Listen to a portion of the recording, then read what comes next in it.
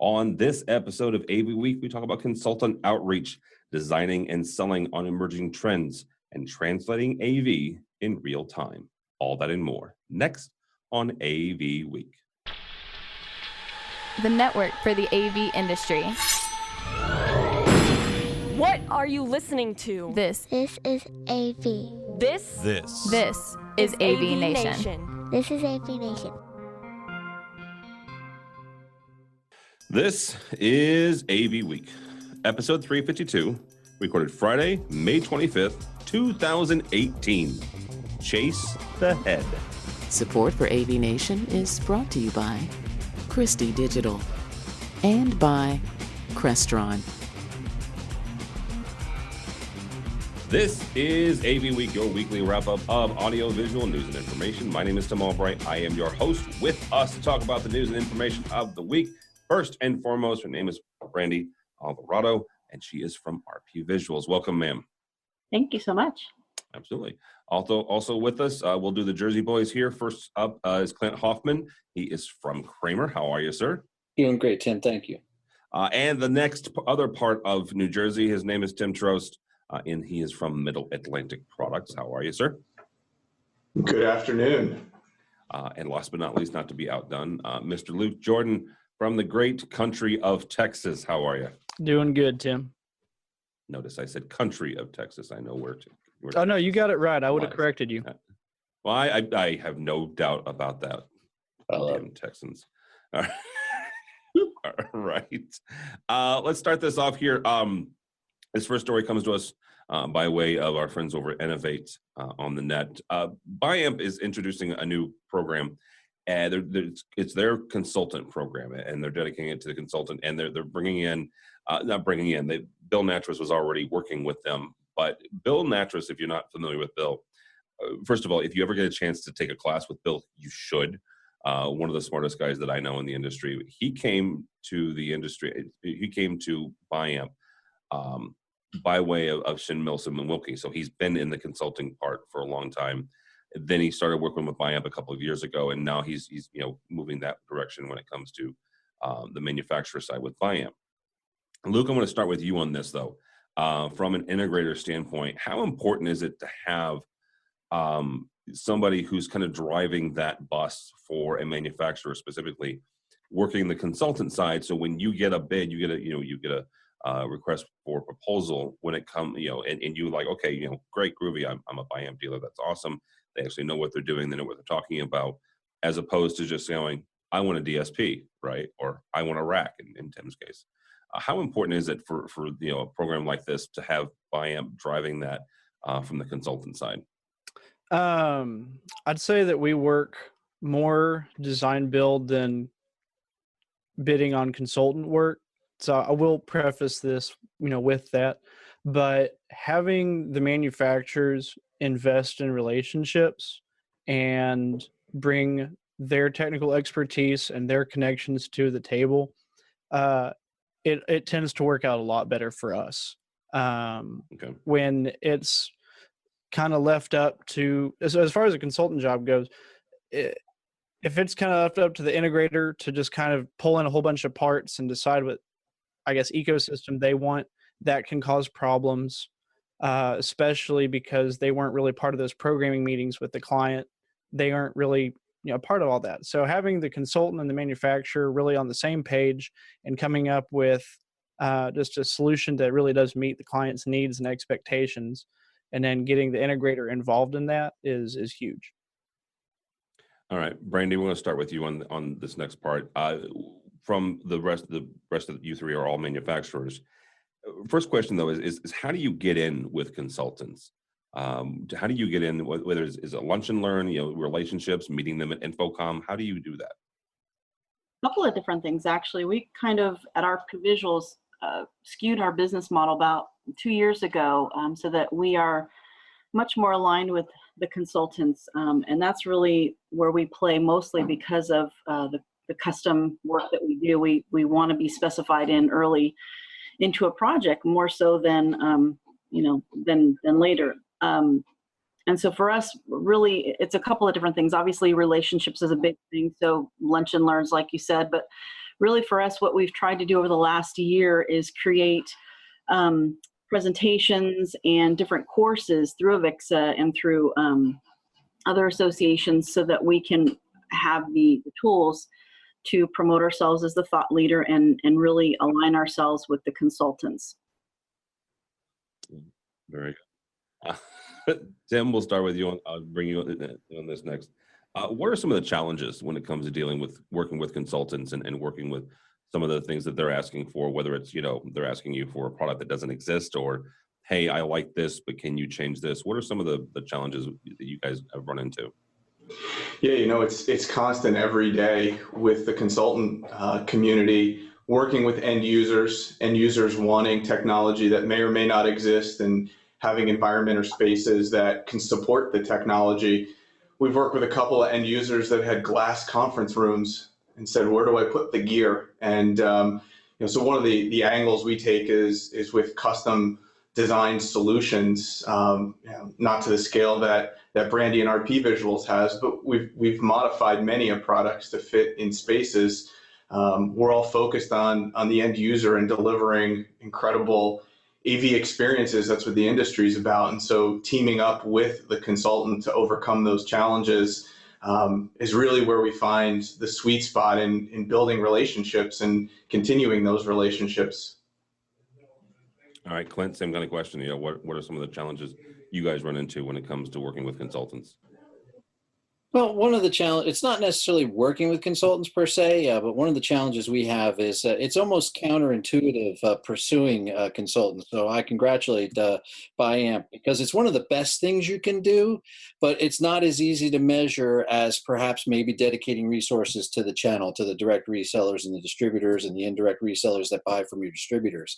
There you can get a purchase order and you can say immediately and say, look, I've done a good thing. With consultants, it's a little bit more of investing time that's going to pay off somewhere else down the line, or is a little less tangible. But it's also as I said earlier, one of the most important things. Luke mentioned that they're not really that much of a consultant driven company where they respond to consultant work, but we got one here in the Northeast that's really large, that's pretty open about the fact that they're 80%. So in order to do business with that company, you got to get the consultant to do the specification to sell the product through that particular channel partner. But it's getting in at the beginning, instead of chasing the head of the snake instead of the tail of the snake, you can't succeed chasing the tail of the snake. You're not going to flip jobs after they're specified. It's an uphill battle. And so getting in with the consultants and being somebody that they're specifying, ultimately important. You mentioned the fact that you can walk away from an integrator with a PO and said, I've done a good job, and that changes somewhat when you're dealing with consultants. Is it something where manufacturers are going to have to revisit how they look at that relationship and how they look at KPIs, key performance indicators, for folks like you guys and Tim and Brandy when they're working with consultants? Well, okay, you know what, I don't have a PO, but I have this job, and you guys can track it. You mentioned the fact that it might be a year or a year and a half later, but you guys have to adjust that. How do you do that? So in our case, we're actually, first you got to have a dedication to the fact that the consultants are that important to you. One thing you can do, and what we're doing right now, is we're reorganizing our sales force. We relied in the past completely on regional sales managers, and now we're adding 2 resources to every territory. One's a regional sales manager, the other's a field sales support engineer. And the direction of the 2 is slightly different. The RSM, spend X amount of your time on your channel partners and X amount of time on end users that you're going to bring to your channel partners, because we're never going to go around the channel partners ever. And then the field sales support engineer is work with the channel partners, but then the other half of your time, you're going to be going after consultants, something we haven't done historically. So yeah, we're doing it from a personnel level, maybe not to the level BiAmp has just done it, but we're making a concerted effort. Very good.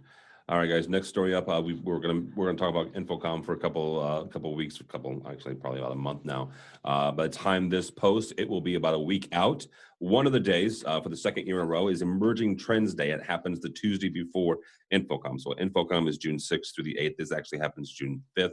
One of the guys that he actually is a host of one of our shows, Connected, Dave Danto, is going to be a part of it. There are 9 folks that are going to join this group. It's an entire day. It starts at 8 o'clock in the morning. And it's a group of folks that are kind of giving you a roadmap. Brandy, I want to start with you on this. When it comes to education, and this is technically an education session from AVIXA, stuff that like this that looks ahead and kind of future cast, if you will. What are some of the benefits that an integrator or honestly a manufacturer even can take away from something that is a little bit squishy and hard to nail down, as much as looking ahead to what may or may not be coming down the pipeline for the industry? I think it's great. Personally, I think the direction that AVIXA has taken with the TIDE conference and with this emerging technologies day is just a great direction to be going. That's really where everything is kind of leading anyway. The innovation is what kind of propels us all. And from an RPV standpoint, we're always sort of on the forefront of these crazy technologies that are coming out. So for us, it makes a lot of sense, again, to have these type of educational points, the unbound canvas and, pixels everywhere type of scenario is where we play. So I'm very interested. I wish I wasn't setting up the show so that I could actually attend some of these things. But I'm on booth duty, so. Well, yes, and that is one of the downsides Yeah. is not having as many manufacturers in there, I think. Tim, when it comes to you, I mean, what are some of the things that manufacturers can take away from or even provide a group like these emerging trends folks? Whether or not the technology and the exact trend is solid, kind of get into your point, Tim, if we understand where people are pushing the technologies, where the boundaries are being pushed, at least even in its nebulous form, we can start moving towards the direction and develop the solutions that we're predicting will solve the problems that emerge as a result of technology changing. We look at the miniaturization of technology. Where does it go? Huddle spaces, conference rooms with more touch screens, larger touch screens. Inevitably, how people work and collaborate in these spaces is a challenge every day to get solved. And every end user sees something exciting on the show floor at InfoComm, but doesn't exactly think about the practicality of implementing it in their office space.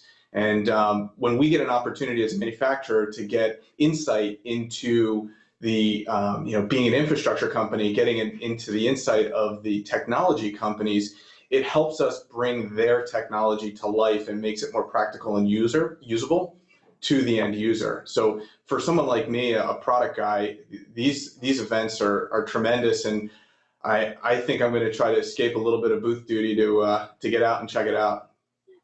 I'm recording this, right? I want to point that out. I'm recording this. Anyhow, I'm not going to cut that out. I almost said I'll cut that out, but I'm not going to cut that out. So I leave it in and send it to Lori. That's exactly what I'm going to do. Luke, from the integrator side, this is far-reaching, dude. This is a stretch here, right? As much as I enjoy, kind of future casting as much as the next person, when it comes to integration, you can't design on this, right? Like you can't necessarily walk out of here and take your client and go, look and see what we can do in 6, 9, 10 months, maybe 2 years. So what are the benefits of an event like this? It really actually has not a whole lot to do with client interaction and sales for me. Eventually it does. It really has a lot to do with more of my business model and me deciding what my company is going to be a part of going forward. So this is actually, AV as a service, unified communications, managed services, all of these topics that are being discussed weren't around a few years ago. That's why it's emerging trends, I guess. But as a company, we've got to decide, is this our identity? Is this something that we start doing? And what does that look like? How does this fit our values, our footprint? How does this match up with our client base? Do we want to start attacking new verticals? Do we want to start a 24/7 help desk and start doing managed services? Do we want to start doing AV as a service and not focus on selling boxes? And so it's a very different perspective for an integrator.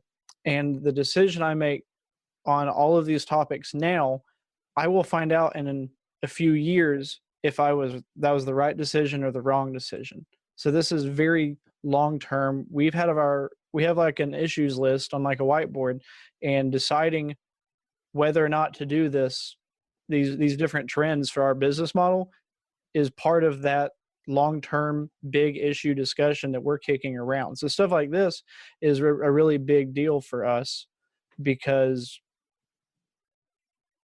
there's a good chance we might not do it, and then we go out of business because we were wrong, or we decide to do it and then now we have to scale up much bigger and faster than we wanted to, and now I'm just holding on for the ride and kind of saying this isn't really what I wanted 5 years ago. So it's a very difficult discussion, but I'm glad that there's a format and a place to host it and really to see that.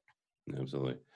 Clint, we'll end this discussion with you. When it comes to the manufacturing, and actually, take it from manufacturing and working with integrators and the consultants, when they come out of this, and some of your folks may well be able to attend it, but there's also going to be a handful of folks that are going to walk out of there and they're going to go to your booth and they're going to go, okay, Clint, I just learned this yesterday, right? I learned this during Emerging Trends. Talk to me about that, right? Talk to me about this. Where are you guys at with that? How do you guys respond to that when it comes to you? You're trying to sell now. You're trying to sell the today. You're trying to sell what you guys have brought to the table, at InfoComm now. But you've also got a client list that's also trying to be, future looking as well. Well, actually, they dovetail pretty well, because we've already come up with some stuff that might not necessarily be mainstream. A control system that lives in the cloud, an enterprise management solution for AV hardware, an enterprise management solution for wireless presentation and collaboration. So those, I want to dovetail off of what Luke said. Those things that he's talking about, the managed services, the as a services. We're thinking that that's the way that this industry is going to go. If you're an integrator, or you're going to say to yourself, hey, I'd love to start my budget process by saying I'm getting this much revenue coming in next year, period. Now I'll build on top of that, because historically we've been a project-based industry, and projects come and go. They enter the pipeline. You hope you got enough of them in the pipeline to make payroll every other Friday. You start adding some managed services and some AV as a service, and you're getting a regular check. Well, now you can. It's a lot easier. It levels out that cash flow. We're starting to offer these services. That conference validates that. That sends people out of there to come to my booth and say, okay, a bunch of experts just said this is what's going on. Do you have it? And I'm like, yeah, okay. Now I've skipped a step. I've saved a step. Or I can talk to Luke about it because he's got it on the whiteboard, and then he can come and I can say, now that you've seen that and you've heard from them, here's what we're thinking, and we get there faster. And that you actually bring up a really good point. The only counter to that, I would say, is if you're not a manufacturer who can say that, Yeah, good point. We'll leave it at that. Good point. Our last story here, comes to us from commercial integrator. Kudo brings the world to your laptop and mobile in many languages. Now, this is a phone app and a laptop app that lets you translate in real time video conferencing. And Tim, I'm going to start with you on this.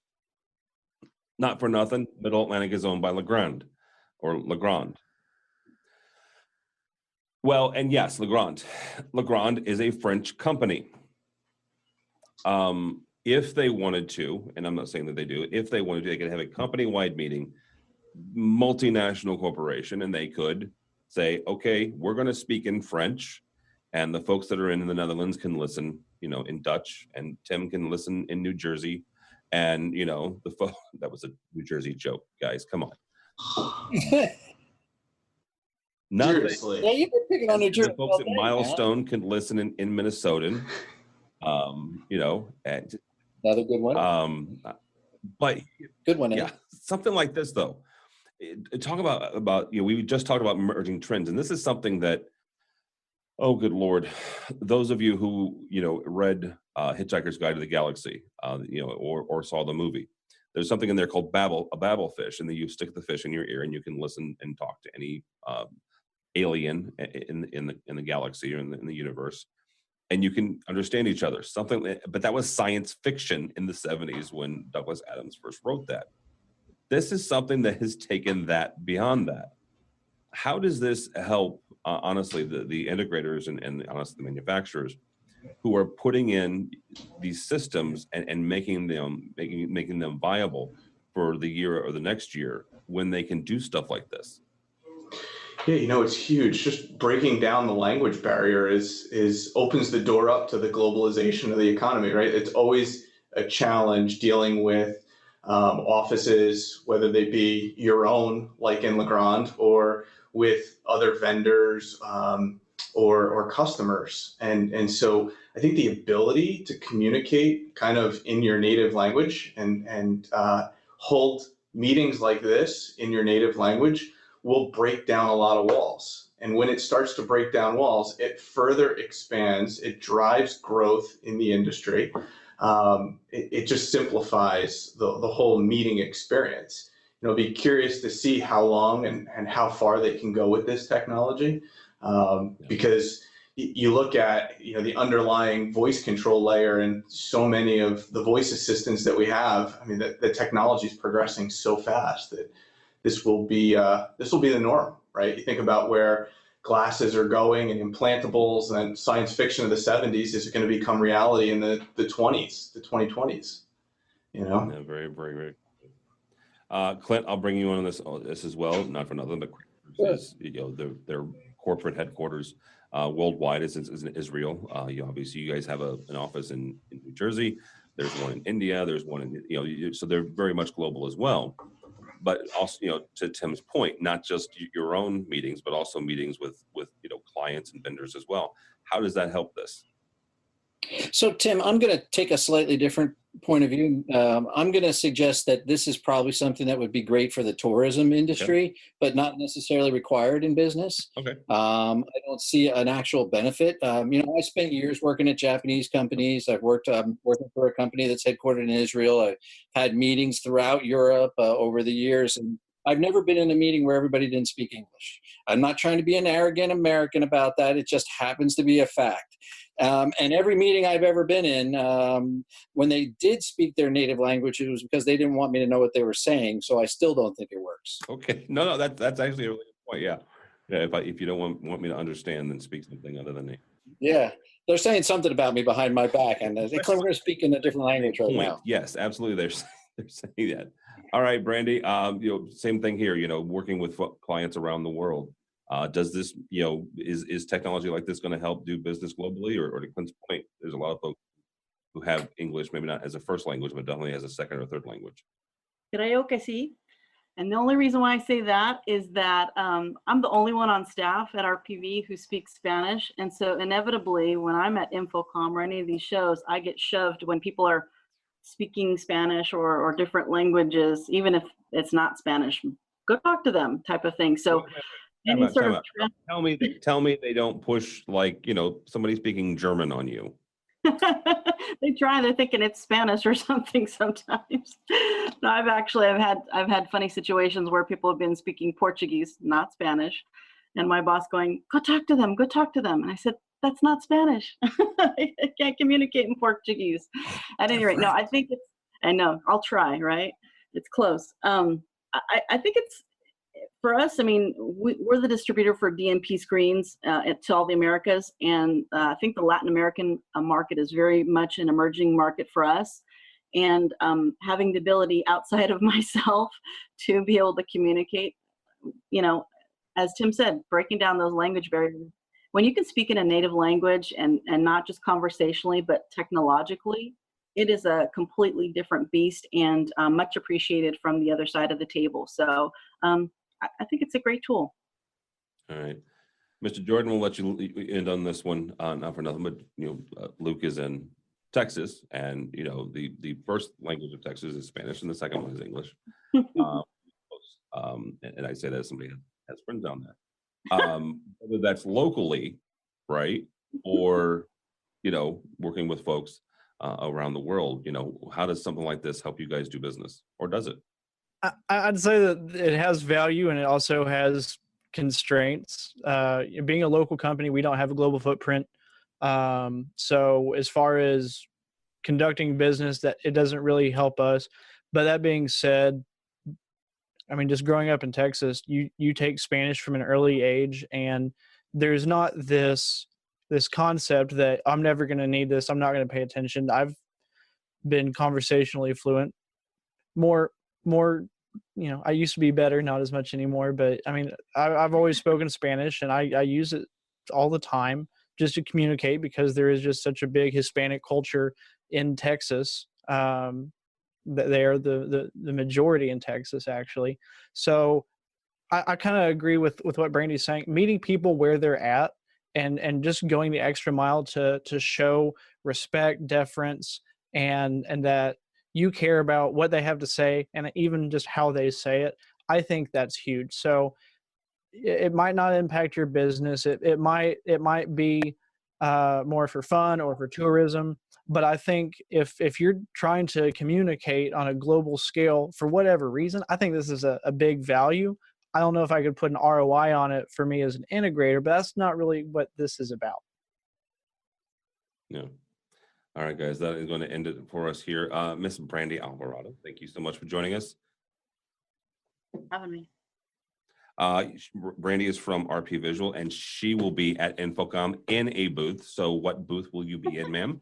We're in Central Hall 2170, smack dab between Sony and NEC. Come by and see us. Well, there you go, Central Hall. Mr. Clint Hoffman from Kramer, thank you, sir. Thank you. We'll be at InfoComm too. We'll be in booth at the Central Hall again, booth C 2919. 2919. All right, very good. And Mr. Trost, thank you, sir. Where will you and the rest of the Legrand group be? We'll be showing for the first time as Legrand AV. Mid-Atlantic will be participating with Chief, Vadio, C2G, Wire Mold, and Daylight Screens. Will be in booth C3683. Come check us out. All right, very good. And also, last but not least, Luke doesn't have a booth, so he feels kind of left out here, but he'll be roaming around, going to all three of your booths. Luke, thank you so much, sir. How do people get a hold of you? You can find me anywhere the party is at InfoComm 18. I love it. You can also find me on Twitter at Luke Jordan EAVI or EAVI.com. All right, very good, Luke Jordan. Also part of the SCN, the nine of the hottest up and coming AV professionals today. So check that out on avnetwork.com. My name is Tim Albright. Don't follow me on the Twitters at this point. I'm really hoping that somebody that I know and like and that likes me has a ticket to the Stanley Cup playoffs that's going to happen in Vegas during InfoComm 2018. Just want to point that out there. Go Golden Knights. So no, but go by the website if you would please. AVNation.tv, AVNation.tv. You will find this program and, oh my goodness, a host of others. You'll find all sorts of interview that we've done previewing InfoComm 2018, our InfoComm 2018 coverage. You also find out the underwriter section. These are the folks who help us and support us financially. Clint and Kramer and Tim and Bill Atlantic are two of those. We thank them for their support. All that and more. Also, Luke mentioned the party, so let's talk about it. The AVNation AV Tweet Up will happen June 6th from 4 to 6 p.m. in our studio, N as in Nancy, North, I guess, 217. It's not a booth, it's a room. Go up the escalator, hang a right, and you'll find us there between 4 and 6. Free food and drink, thanks to our friends over at Starin. So all that and more at avnation.tv, avnation.tv. Thank you so much for listening. Thank you so much for watching. That's all the time we have for AV Week.